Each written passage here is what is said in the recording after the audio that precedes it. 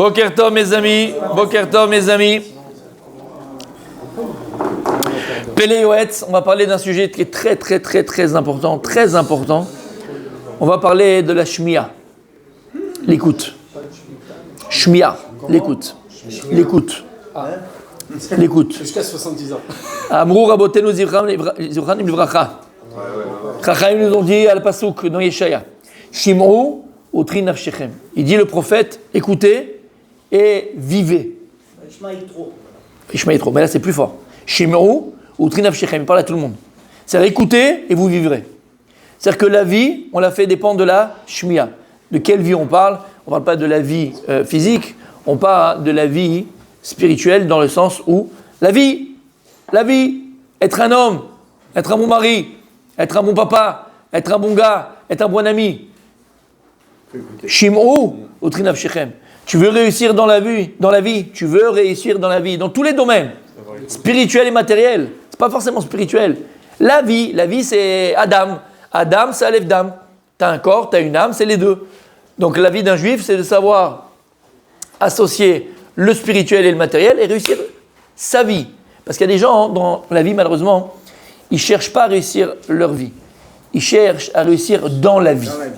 Et là, c'est pas pareil. Alors qu'est-ce que tu vas vouloir? Tu vas vouloir que tes enfants ils soient médecins, ils soient experts comptables, ils soient agrégés de sciences, je ne sais pas, d'accord, de philosophie, de sciences po, de ce que tu veux, d'accord? Ça, c'est réussir dans la vie. Mais ce n'est pas parce qu'il a un diplôme ou c'est un pilote de ligne sur El Al ou parce que c'est un grand avocat, un grand médecin, un grand chirurgien qui a réussi sa vie, mon habibi. Et tu envoies. L'essentiel, la Torah, elle te demande de réussir ta vie, mais pas réussir dans la vie. Et là, elle te dit, le prophète... Les deux, c'est possible. Non, quand tu réussis ta vie, c'est que tu as réussi dans la vie de Tzadik. Mais si tu veux être réussi dans ta vie, c'est pas vraiment que tu as réussi de ta vie. C'est ce que je suis en train d'expliquer.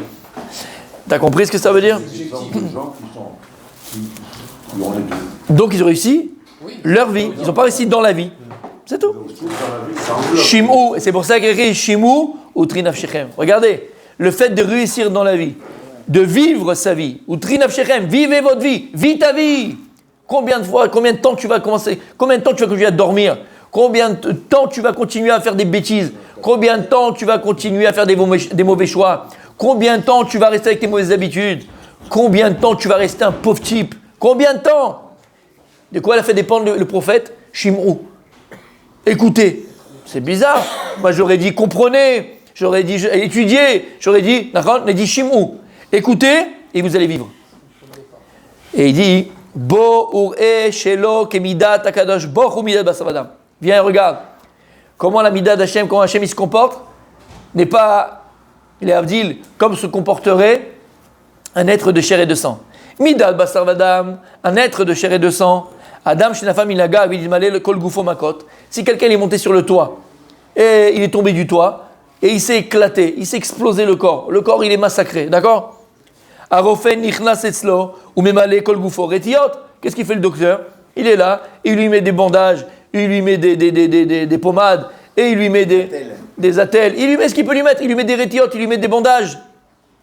Aval akadosh boch hu enoken akadosh boch hu, c'est pas de la même manière. Et la dame allait abonot. Un homme il est rempli de fautes. C'est comme si le chic est monté sur le toit et il est tombé du toit. Un homme il est rempli de fautes. Amarlo akadosh boch hu. Hachem il lui dit ten retia la ozen echol hagouf mitrape. Tu mets juste un pansement sur les oreilles et c'est tout le corps qui va guérir. Tout le corps qui va guérir. Lorsqu'un médecin, entre guillemets, il va soigner un type qui est tombé du toit, mais les pansements sur le pied, sur la tête, sur le dos, sur le nez, sur le pied, sur le genou, partout. Il est rempli, il est entièrement bandé. Akadosh Brou, lorsqu'il voit qu'un homme il est rempli d'avonot, une personne elle est remplie de fautes, Akadosh lui dit mon fils, mais juste un pansement sur l'oreille, et tout le corps il va guérir. Ada ou dirtiv, ce qui est écrit dans le verset, dans Yeshaya, Shim'u utri nafshechem.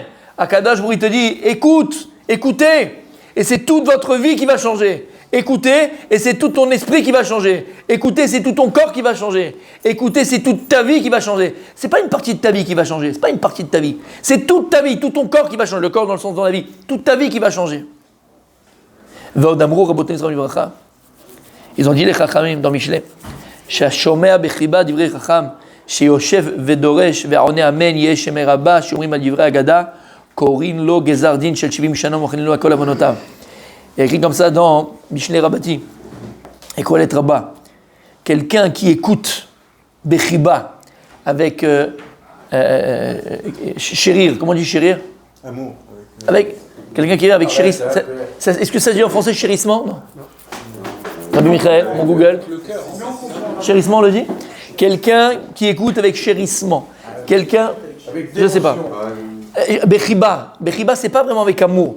C'est chérir. D'accord? Avec, voilà, il sent que ce qu'il entend, c'est des choses qui sont chères. On dit chérir une chose. Quand est-ce que tu chéris quelque chose? Pourquoi tu dis que quand tu parles à ta femme, au début en tout cas du match, tu dis ma chérie, tu dis mon chéri. Chérie, ma chérie, parce que c'est quoi? C'est que tu comprends que la chose qu'en face de toi, elle est chère. Voilà. Cher, c'est quoi? C'est comme les Abdil, tu vas acheter quelque chose qui est cher, qui coûte cher. Eh bien, c'est pareil. Quand tu dis à quelqu'un, hein, ma chérie, mon chéri, tu as ta femme, ma chérie, elle te dit mon chéri, d'accord? C'est que la personne en face de toi, elle est chère à tes yeux. Et bien là, c'est pareil. Shomea Bechiba, quelqu'un qui écoute avec, amen. Pas avec amour, hein, d'accord? Mais amour dans le sens, la chose, elle est chérie à tes yeux. Et qu'est-ce qu'il écoute? Divrei Chacham. Quand il écoute le Chacham, le Rav qui est en train de parler, et mamash, les paroles, tu chéris les paroles du Rav. Chez Oshem et Doresh, il est là et il parle, et tu chéris ces paroles, tu chéris. Chiba, tu les chéris. C'est pas pareil. C'est pas les boire simplement. Tu les chéris, encore une fois. Et c'est quoi la différence? Parce que je répète 1000 fois le même mot, mais en fait, c'est quoi la différence? Quand quelque chose il est cher pour toi, tu as peur de le perdre. Quand quelque chose il coûte cher pour toi, quelque chose il est cher à tes yeux, tu as peur de le perdre. Il a fait tout, Jacob. Quand quelque chose est cher pour toi, tu as peur de le perdre. Et si tu as peur de le perdre, tu fais tout pour le garder. Eh bien, c'est pareil. Si les paroles de ton Rav, elles sont importantes, si ta femme en face de toi, elle est importante, ton mari, il est important, si quelque chose est cher à tes yeux, la Torah, tu as peur de la perdre, tu fais tout pour la garder. Et il dit pareil, quand une personne elle est à la synagogue et elle répond Amen, Yael Shemer Rabba au Kaddish, après une agada, d'accord? Et elle répond à Mishimera. C'est-à-dire qu'il entend le Kaddish et il répond au Kaddish. Il y a écrit Korin lo Gzardin Shel Shvim Shana. On lui déchire un mauvais degré qui était sur lui de 70 ans. 70 ans, tu gagnes de tous les mauvais décrets, ils sont enlevés. Ils sont des Shivim Shana. Shivim Shana, tzadik. 70 ans. Ou Mochanlin lo alkol abonotav. Mochanlin lo alkol abonotav. Donc quand tu vas et tu entends la dracha du Rav, elle est chère à tes yeux. Elle est chère à tes yeux. D'accord? Et tu fais tout pour la garder, tu fais tout pour ne pas la perdre. Et il compare le Rav avec le Kaddish que tu entends, t'imagines, il compare les deux. Alors on enlève 70 ans de mauvais décrets, et plus que ça, Mochanino alkon abonotav. On te blanchit sur toutes les fautes que tu as fait. Qu'est-ce que tu as fait? Tu as juste écouté. Tu as utilisé l'ouïe, juste avec la shmia. Oui, dans le Kaddish. Mais lorsque tu étais au shiur, tu étais là et tu as écouté le shiur. Bechiba, tu n'étais pas passif. Tu ne dormais pas les yeux ouverts. Tu étais là, les yeux bien entre dans les orbites, et t'écoutais. Mochanino alkol abonotav. Tu as vu? T'as vu comment il imite pas elle? Blainara, il imite pas elle. Tout ça, messieurs, c'est la grandeur et l'importance de la shmiya de Louis. Et il dit, Ve'atam shechashuva kolkar shmiya. Il dit, pourquoi est-ce que la shmiya, est-ce que la Louis, c'est tellement important? Regarde ce qu'on vient de te dire. Ta vie, elle peut changer du tout au tout uniquement parce que tu as écouté quelque chose d'intelligent, parce que tu as écouté des livrets de Torah intelligents, tu as écouté un bon conseil, tu as écouté les conseils de ta mère, les conseils de ton père, les conseils de ton meilleur ami, si tu en as un, s'il existe. En tout cas, d'accord, tu as écouté. Juste avec la shmiya, tu es capable de transformer ta vie du tout au tout. Du tout au tout, ou du rien au tout. Comment c'est possible? Pourquoi avec la shmiya, il dit le Rav, elle est tellement importante? Et il dit, il est écrit dans Maseret Kiddushin, Daf Mem Amud Bet. Talmud Gadol, chez Mevili Demaase. La Gemara, elle est dana, qu'est-ce qui est le plus important? L'étude ou bien l'action? Ou bien d'enseigner? Bon, la Gemara, elle est là-bas. Et là-bas, la Gemara dit Talmud, l'étude de la Torah, elle est plus grande que le Maase, que l'action elle-même. Lama, parce qu'en étudiant, ça va t'amener à le faire. Et il dit combien? Car Ashmiya Mevia Lide Maase Yoter Mina Limud. Et il dit, sache qu'il y a encore autre chose au-dessus du limoud. C'est quoi? C'est la shmiya. L'écoute est là encore au-dessus du limoud de l'étude, parce que la shmiya, elle va aussi t'amener à quoi? À appliquer. Et il dit, tu sais pourquoi que c'est plus important la shmiya que le limoud personnel? Sheoter po'elet tashmiya mimi sheyeshlo leshon limudim shedoresh betzachut lashon rachav. parce qu'elle a un plus grand potentiel, plus grand impact, le fait d'écouter du vrai Torah, d'écouter un bon conseil, d'écouter ton Rav, quand il dit des choses intelligentes, si on s'est bête c'est dommage, mais des choses intelligentes, que si la personne, elle étudie, et elle sort de sa bouche même des choses extraordinaires, Yoter meim l'ilmad be'atzmo sifrei moussar, plus que si c'est toi-même qui étudies vrai moussar. Lama, et je vais te dire pourquoi. Parce que très souvent, et je vous ai dit, lorsque tu étudies toi-même le moussar, il y a un problème qui peut arriver. Il va le dire ici tout de suite, le Rav, d'accord? Mais l'interprétation, exactement, mais c'est plus que ça. L'interprétation émette, mais plus que ça. Des fois, tu vas faire le Messiat Yesharim, tu vas faire du Rav d'Esther, tu vas voir le titre, c'est bizarre, Pelé Yoetz. C'est l'histoire de ma vie, ça. Il parle de moi, lui, quand il parle de quelqu'un qui est calme, quelqu'un qui est truc, quelqu'un qui est posé, quelqu'un de... J'ai l'impression qu'il parle de moi. C'est-à-dire que quand on étudie tout seul, on a beaucoup plus de mal de se remettre en question. Et on est tous passés par là, moi le premier. Alors que quand tu entends du Rav, d'accord, qui est en train d'être Doresh, des choses qui sont des fois un peu difficiles, un peu dures, là, Habibi, tu ne peux pas dire que tu as mal compris le texte, il parle de toi. Voilà, il parle de moi. Il parle de moi. Là, il n'y a pas d'échappatoire. Tu te reconnais dans ses paroles. Alors que quand tu étudies, tu peux toujours essayer de transformer, tu peux toujours essayer d'adoucir, ou de même de changer le sens même de ce que ça ne me touche pas à moi. Mais quand maintenant la personne elle passe en face de toi, et tu te reconnais dans ses paroles, parce qu'il n'y a pas d'échappatoire, il parle de moi. Le radin c'est moi, c'est vrai, c'est moi. L'absent c'est moi, d'accord, le coléreux c'est moi. Là tu te reconnais. Donc la shmia, elle a plus de force et plus de potentiel de t'amener à l'action. Et il dit, Vesiman là-bas. Il dit, on a un smach dans le c'est quoi? Shema beni Moussar avich. Il n'a pas dit le Ramban à son fils. Qu'est-ce qu'il a dit? Shema beni Moussar. Il n'a pas dit, mon fils, tilmad beni Moussar. Il n'a pas dit, mon fils, étudie le Moussar. Il a dit, Shema beni Moussar avicha. Écoute l'éthique de ton père. Écoute les enseignements d'éthique de ton père. Écoute le Moussar de ton père. Pourquoi il n'a pas dit, étudie mon fils le Moussar? C'est pas pareil. Lorsque ton papa il va venir, il va te parler de c'est quoi la vie, comment tu vas te comporter, comment tu dois être. Il connaît tes qualités, il connaît tes défauts. Il te connaît très très bien. Il pourra te mettre dans le droit chemin. Là, ça peut avoir un effet plus grand que si tu étudies tout seul. Parce que là, il te parle à toi. Ça te parle directement à toi. Et comme on l'a dit, il n'y a pas d'échappatoire. Tu ne peux pas dire c'est pas moi. Oui, c'est toi. Et tu te reconnais d'ailleurs. Bidiouk dans ce qu'il dit. C'est pour ça que Shema beni Moussar avecha, la shmia, elle est beaucoup plus forte que si on étudie tout seul. Ou mitor sheroe yetzer hara godel man shmia divrei Moussar divrei agada. Il dit mais attention. Si c'est tellement important l'écoute, alors sache le yetzer hara, il sait.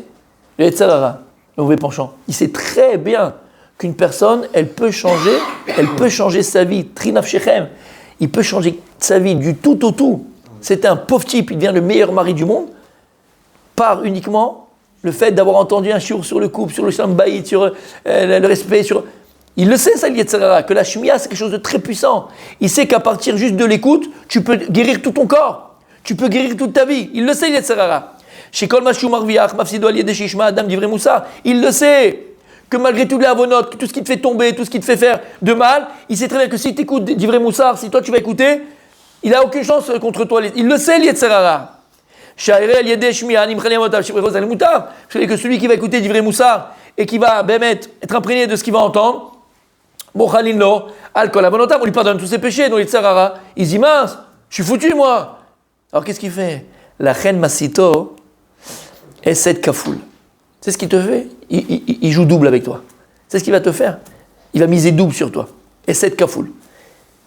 Chez Yesone et Tatochachot, il va faire en sorte que tu détestes la réprimande, tu détestes qu'on te fasse des remarques. Il va faire en sorte que moi, alors pour ça, qu'est-ce qu'il va faire? Il va faire grandir en toi l'orgueil. Quelqu'un qui est orgueilleux, quelqu'un qui pense qu'il a toutes les qualités du monde, il ne peut pas supporter que l'autre lui fasse une remarque qui est juste, qui est vraie. Il ne peut pas. Alors qu'est-ce qu'il va faire, les Yetzirah? Il va travailler en profondeur sur ton orgueil. Pour t'empêcher de recevoir Torah, pour t'empêcher de recevoir la réprimande, pour que tu ne puisses pas écouter ni ton père, ni ta mère, pas simplement, ni ton rat, personne. Moi, pourquoi, de qui il parle? Moi comme ça, moi, tu as le moi dans la bouche. Anochiyut, il dit Abraham, Anochiyut, mon ego. Il est tellement grand ton ego que tu n'es pas prêt à écouter le conseil des autres. Tu n'es pas prêt à écouter la réprimande des autres. Ve'akutz ba'em. Et à la fin, il va être entre guillemets, il va mépriser la Torah, mépriser la remontrance. Ve'el chachamim lo yelech. Alors il n'irait pas voir les chachamim, il n'irait pas au shiur, il ne va pas aller au shiur. Tiens, encore il va nous parler de casse, shmia, machin, il va être bien bon mari, être un bon père. Ça y est, combien? Il n'y a que ça dans la vie. Yarki Koubli, il est lourd. Parle-nous un peu de Mashiach, comment ça va être, 3D là, Spielberg. Ça, c'est des shiurim. Ça, c'est bien. Ça, c'est intéressant. Parce qu'on n'avance pas et je vois la télé. C'est magnifique. Bah oui, ça engage à rien, tu vois. C'est du 3 dimensions. C'est sympa. Qu'est-ce qu'il va avoir? Comment il va dire? Comment ça va être le chat avec le chameau? C'est bien, c'est sympa. L'agneau avec le lion, ils vont dormir ensemble. Hein? L'agneau et le lion, ils vont dormir ensemble. Et que comment? L'Iran, il y a écrit dans la Torah, l'Iran, Gematria, machin, ça c'est intéressant. C'est de l'histoire. Ça engage à rien. Et puis non, mais c'est intéressant en plus. C'est liseuse de bonne aventure et tout, j'adore. Et il va encore nous parler, Midot, le machin, Rav Dessler, Rav Israël, Nissalent, Moussard. Comme si on était des bons maris, on est des beaux pères, on est des beaux... Ça, hein? Qui oublie? Donc à la fin, il va pas aller voir les Chachamim. Ça le saoule. Pourquoi?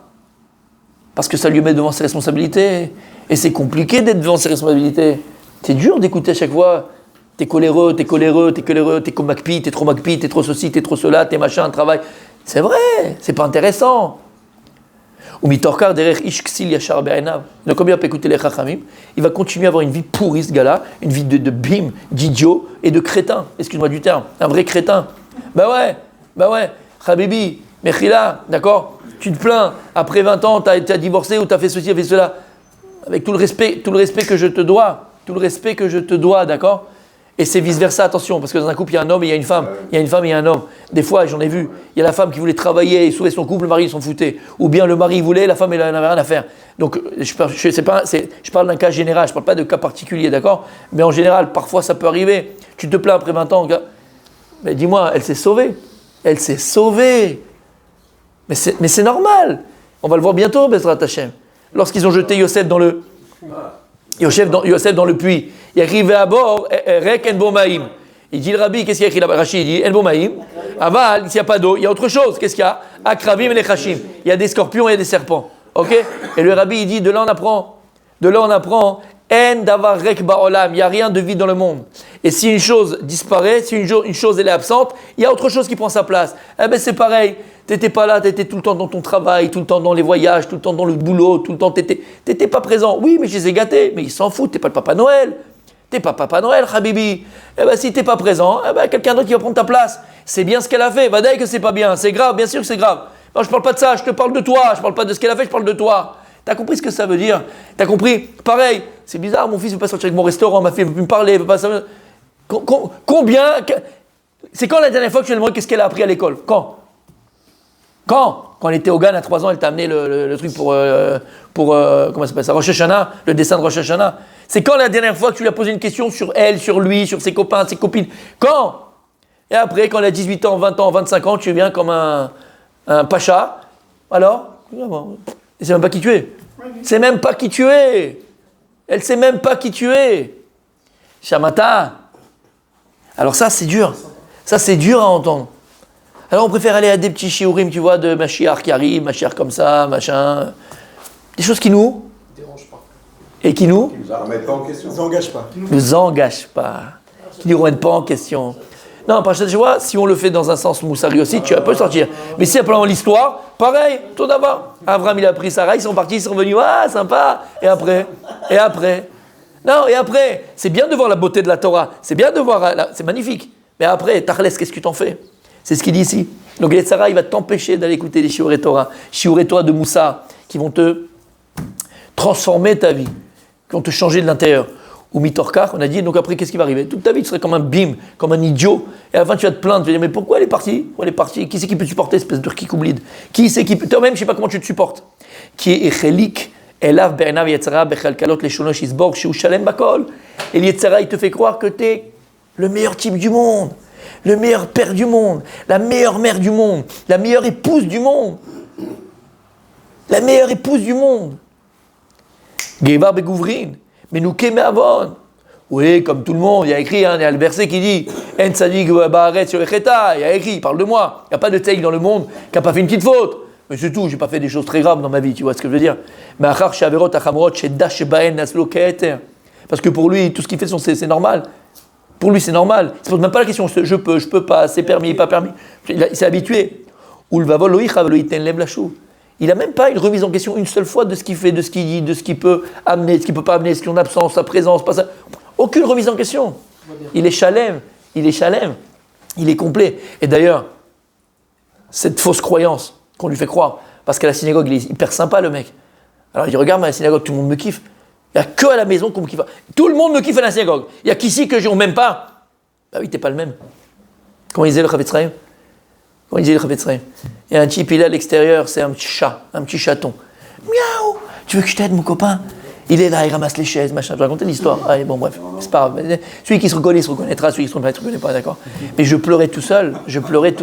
C'était Mamash, peut-être un an après. Tu te rappelles, Igal? Tu te rappelles Rabbi Moshe? D'accord? Il y avait une fête à la synagogue, machin. Et je vois une femme, là-bas, qui est comme ça, et elle regarde. Tu sais, elle regarde comme ça. Alors moi, je vais la voir poliment. Je dis, vous voulez que j'appelle votre mari et tout? Elle me dit, non, mais laissez-moi 2 secondes, je kiffe. J'ai pas compris. Mais elle m'aide que c'est vrai. Bon, alors moi, pour rigoler, je vais. Il y a quoi? Elle me dit, c'est la première fois que je vois mon mari ranger des chaises. Voilà. À la maison, je vais à la maison. Elle me dit, non, à jamais. Non, il touche à rien. Mais là, tac. Ah non, je te promets qu'il n'y a rien. Je dirais pas de nom, d'accord? Il a juste un polo un peu bizarre ce matin, mais c'est tout. D'accord? Il s'est pris pour un jockey. Bref, allez, messieurs. On charrie pas, s'il vous plaît, on a dit la chariate, c'est pas bien. Allez, on continue. D'accord? Allez, on continue. D'accord? Et la femme, elle était comme ça, mais il fallait voir sa tête, elle était mitpaelet. Ah non, il était dégoûté. Mitpaelet. Tu comprends? Et il disait, il y a des gens comme ça, le Rav Chaim, c'est des chatons. À l'extérieur de la maison, c'est des petits chatons. Ils vont t'aider, t'as besoin de quelque chose, ouais, je vais t'aider. Et les gens, ils disent, oh, qu'est-ce qu'il est sympa, qu'est-ce qu'il est gentil, qu'est-ce qu'il est serviable. Et il a dit, mais dès qu'il ferme la porte, quand il rentre chez lui à la maison, ça devient un lion. C'est un autre type, tu le connais pas, tu le reconnais pas. Alors le gars, comme à l'extérieur, on lui donne des mahmaot, des compliments, on le complimente, il pense qu'il est arrivé au bout du bout. En fait, t'es un pauvre type, Rabbi.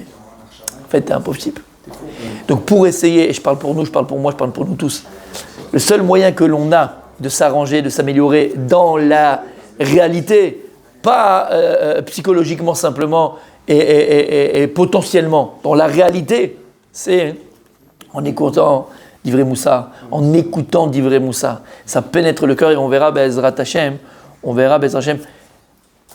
c'est marrant ça, parce que moi, je vous le dis, d'accord? Il y a un livre très profond, très important, ça s'appelle Sod HaCheshmal.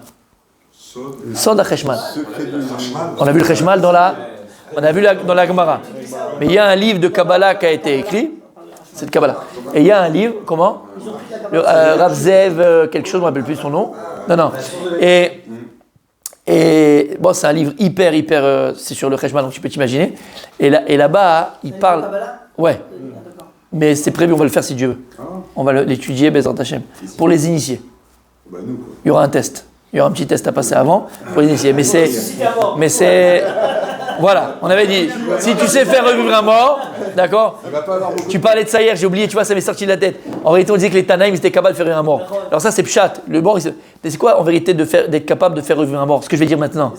Être faire revivre un mort, et c'est ça sur le Cheshmal. Il dit que sur le Cheshmal, ça vient de là aussi. Il y a une yann de ça. Être capable de faire revivre un mort, c'était capable avec ta bouche, quand tu fais du vrai Torah, de transformer la vie d'un homme, transformer la vie d'une personne. Si tu es capable de transformer la vie d'une personne en face de toi par la Torah que tu vas enseigner, alors toi, tu es un Tana. Tu es un Tana par les compliments, par la Torah que tu enseignes. Les compliments, quand on dit Mechaya, Metim, c'est tous les jours. Tous les jours, tu peux redonner la vie à quelqu'un. Et ça fait partie du sort de Cheshmal. J'expliquerai quand on le fera si Dieu veut, mais sort de Cheshmal, ça fait partie. Bien sûr. Mechaya, Metim. Tu as des gens et c'est quoi? Grâce à la Shmiya. Les gens, ils ont écouté, mais ça ne suffit pas. Il faut aussi que la personne qui va parler, donc toi qui vas parler, Bezrat Hashem, à ta famille, aller aux gens, tu vas enseigner de la Torah. Il faut que ta parole, elle ait aussi un impact dans le cœur des gens. Et ça fait partie aussi du Sod HaCheshmal. Parce que Sod HaCheshmal, c'est pas simplement ce qu'on a vu dans la Gemara, c'est toute la Vodat Hashem, elle est basée sur ça. Il faut le comprendre. Toute la Vodat Hashem. Et ça fait partie de ça. Parce qu'en réalité, c'est quoi? Cheshmal, comme on a dit, aujourd'hui, on appelle ça l'électricité. Mais on a vu pourquoi, d'accord? Mais en fait, c'est Cheshmal. C'est que quand tu parles à quelqu'un, c'est comme si tu lui faisais, comment on appelle ça? L'électrochoc. C'est des secousses. Et quand maintenant la personne elle parle, on voit en fait c'est le dibour. Sod acheshman la vie c'est quoi? Chayot memalelot. Vous vous rappelez?